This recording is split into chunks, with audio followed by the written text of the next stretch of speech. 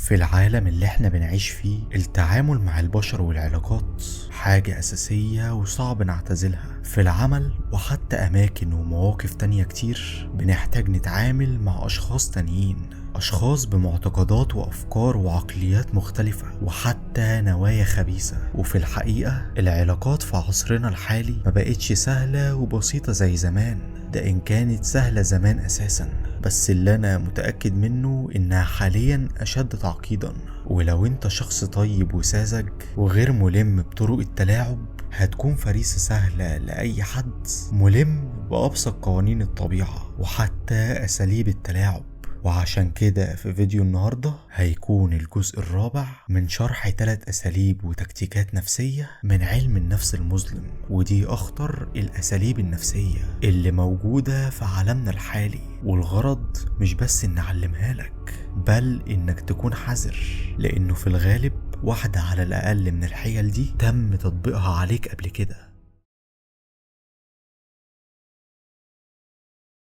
أول أسلوب معانا وهو السايلنت تريتمنت. الأسلوب ده من أخطر الأساليب وخصوصا في العلاقات، وده لأن التقنية دي بتتفهم بطريقة تخلي المتلاعب يسيطر على الضحية بشكل أكبر. وخليني أشرح لك إزاي. على سبيل المثال، المتلاعب في علاقة مع بنت، والبنت عملت حاجة خلت المتلاعب يزعل. في الحالة دي المتلاعب لو استخدم الأسلوب ده، كل اللي عليه يعمله إنه هيمنع التواصل مع الضحية إطلاقا.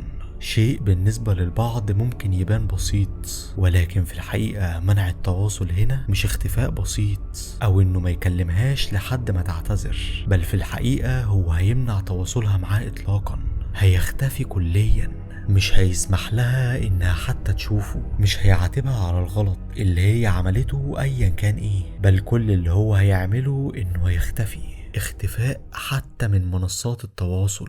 وحتى لو الضحية في نفس المكان اللي المتلاعب موجود فيه، وهو مش هيقدر يختفي من قدامها كليا، هيقدر من خلال الأسلوب دوت إنه يحسسها إنها مش موجودة معاه على الإطلاق. صمت قاتل هيخليها مع الوقت تترجاه عشان يسامحها، لأنها من الأساس مش هتكون عارفة هو بيعمل كده ليه. وفي الحقيقة الأسلوب دوت ممكن كمان يخلي الضحية تنجذب للمتلاعب أكتر، وتفتكر إنه بيعمل كده لأنه بيحاول يتقل عليها عشان يجذبها أكتر، بينما هو في الحقيقة بيمارس عليها أشرس أساليب التلاعب. والضحية مش هتكون عارفة هو بيعمل كده ليه، لأنه معاتبهاش، بل كل اللي هو عمله إنه سكت واختفى. ولو حصلوا بعد عدة محاولات وإلحاح من الضحية إنه المتلاعب يرجع يكلمها، المتلاعب هيرجع يتكلم، ولكن بعد ممارسة الأسلوب دوت اللي هيحصل إنها هتكون دايما خايفة تعمل أي حاجة تانية عشان المتلاعب ما يعيدش نفس السكوت القاتل والاختفاء ده تاني. وده هيخليها دايما في توتر وخوف مستمر،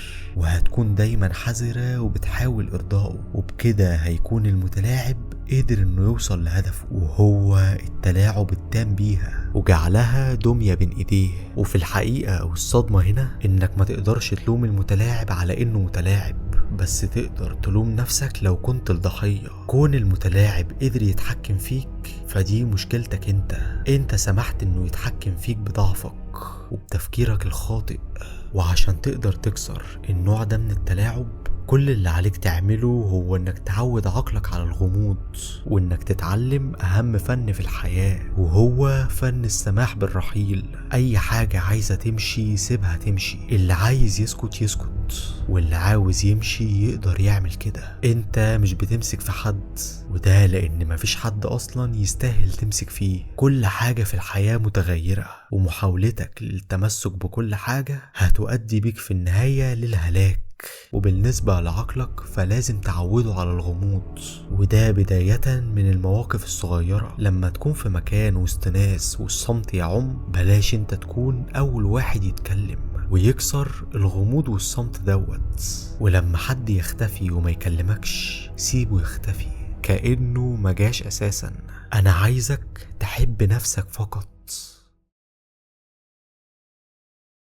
تاني أسلوب معانا وهو البروجيكشن. في الأسلوب دوت المتلاعب مش بيواجه مشاكله بنفسه، بل هو بيختار يرمي للضحية كل اللي جواه. المتلاعب هنا لو عنده مشكلة مثلا في شكله هيحسس الضحية طول الوقت إن هو اللي شكله مش أحسن حاجة. يعني على سبيل المثال لو المتلاعب متزوج ببنت على مستوى عالي من الجمال وهو شكله فيه مشكلة مؤثرة على ثقته بنفسه وهو غير متقبلها، هيحاول على مدار الوقت إنه يخلي الضحية تحس إن هي اللي عندها مشكلة في شكلها، وكمان ممكن يحسسها إن هو اللي كتير عليها. لو عنده عصبية زايدة هيخليها تحس إن هي اللي عصبية زيادة عن اللزوم وإنها لازم تهدى شوية. اللي أنا بقوله ممكن يبان بسيط أو يحصل مع حد ضعيف الشخصية، ولكن ده لما بيتكرر على مدار أيام وشهور ويمكن حتى لسنين قدام، هنا الضحية مهما كانت قوية نفسيا وعارفة نفسها كويس، التكرار المستمر هيخليها تشك في نفسها وحتى في إدراكها، ومع الوقت هتبتدي تصدق كل كلمة المتلاعب بيقولها وهتحس إن هو اللي مستحملها مش العكس. وهنا المتلاعب قدر يدمر الضحية بالمعنى الحرفي، وقدر إنه يحول مشاكله اللي هو بيخاف اللي قدامه يكتشفها لسلاح يتلاعب بيه باللي قدامه ويحوله لمريض. وعشان كده انت لازم تكون مدرك لنفسك، مدرك لكل جانب من جوانب شخصيتك، ومش بس مدرك لنفسك وعارف انت مين كويس، بل وما بتسمحش لأي حد انه يسمم افكارك ويزن على ودانك. عندنا مثل مصري مهم جدا بيقول فيه الزن على الودان امر من السحر، ودي كلمة عميقة جدا وبتوضح قد ايه انه سماعك لفكرة معينة او شخص معين بيزن عليك في فكرة معينة بتبقى اقوى من انه يعمل سحر ليك. انت لازم تبقى عارف انت مين كويس، عارف انك عندك بعض المشاكل النفسية في جانب من جوانب حياتك، وده لانك ببساطة لو مش عارف نفسك كويس وبتسمح لأي حد انه يدخل جوه دماغك بسهولة، هيجي فعلا حد تاني يمثل انه عارفك كويس، وساعتها هيقدر يتلاعب بيك. وهيكون في فيديو كامل عن ازاي تكتشف نفسك واعماق شخصيتك، ودي من اهم الحاجات اللي لازم تتعلمها قبل الدخول في عالم علم النفس المظلم، لانك ببساطة ازاي هتقدر تتلاعب بشخص تاني وانت اصلا مش عارف انت مين. وفي الوطن العربي قليل جدا لما شخص يطلع من بيت عيلته ويقعد لوحده في مكان هادي وساكن، مكان مفيش فيه غير الصمت هو ودماغه بس. ودي من اهم الحاجات اللي بتخليك تتعرف على نفسك، وهي الوحدة. انت هتفضل فاكر انك فاهم كل حاجة لحد ما تطلع لوحدك على ارض الواقع. عشان كده الناس اللي بيكتبولي في الكومنتات بعض المواعظ عن قد ايه في ناس طيبة بيضحكوني جدا، وبعرف بكل بساطة انهم لسه ما خرجوش لارض الواقع. لما ينزلوا يشتغلوا ويبقى عندهم زملاء عمل ويعيشوا لوحدهم هيعرفوا معنى كل كلمة انا كنت بقولها. تالت اسلوب معانا وهو الفير مونجرينج، والاسلوب ده من اخطر الاساليب اللي بنسبة 100% انت هتقابلها او حتى قابلتها بالفعل، لانه هنا المتلاعب بيلعب على اخطر نوع من المشاعر عند الانسان وهو الخوف. الخوف هو اكبر عائق في حياة الانسان، ولكن في الاسلوب دوت المتلاعب مش بيحاول انه يخوف الضحية بشكل عادي، بل هو بيضخم اي مشكلة بتواجه الضحية وبيخلي الضحية يحس انه المشكلة اكبر منه بكتير، حتى لو المشكلة دي تافهة او مفيش مشكلة من الاساس، والمتلاعب هنا بيكون هو اللي اخترعها. وكل ده الغرض منه هو اللجوء للمتلاعب ورؤيته كمخلص، بل وكمان هنا المتلاعب يقدر يخلي الضحية ينفذ بعض المهام في مقابل انه يخلصه من المشكلة اللي هو واقع فيها. والطريقة دي استخدمها كتير من القادة السياسيين على مر العصور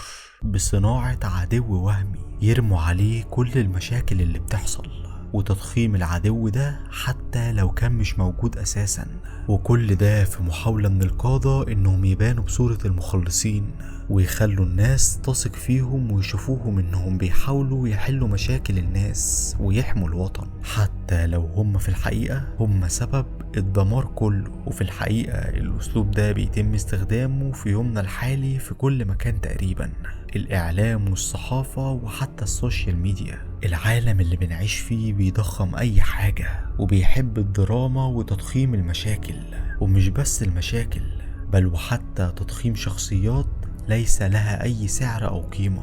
عشان كده الأسلوب ده هو الأخطر، والعقل البشري عشان يواكب التطورات لازم يكون أقوى مما هو عليه. والقوة دي بتيجي من المعرفة والتجارب، والمعرفة الحقيقية مش بتيجي من المدرسة زي ما أهلك مفهمينك، بل بتيجي من قراءة الكتب والتاريخ الحقيقي، مش التاريخ المزيف اللي موجود في المدارس. ولو عايز فعلا تخلي عقلك أقوى لازم تتعلم التفكير النقدي وأنماط التفكير السليمة، لأنه ببساطة لو فضلت بتصدق أي حاجة بتشوفها أو بتسمعها فأنت أداة سهلة للتحكم بيها. وعشان كده في القناة هنا وخصوصا في محتوى الانتساب أنا بأهلك من أول وجديد.